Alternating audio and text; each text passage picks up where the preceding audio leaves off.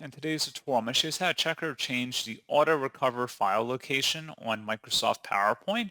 So this should hopefully be a pretty straightforward process here, guys. And without further ado, let's go ahead and jump straight into it. So all you have to do is select the File tab up at the top left, and then you want to go down and select where it says Options. Go ahead and select that. And now you want to select the Save tab on the left panel here.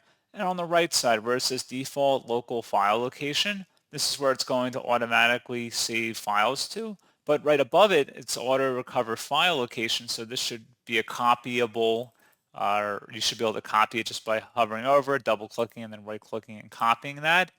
And then if you were to open up File Explorer, either searching for it in the search menu or just selecting the icon down in your taskbar, go up to the top search bar within File Explorer and just delete whatever's in here. And you can right click and paste or tap Control V. And then once you hit enter, it should take you directly to the folder where all your auto recover files are saved.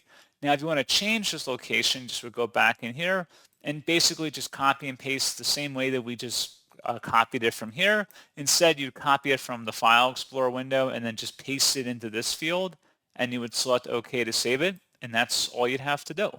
So pretty straightforward process, guys. And as always, thank you for watching. I do hope that was able to help you out, and I do look forward to catching you all in the next tutorial. Goodbye.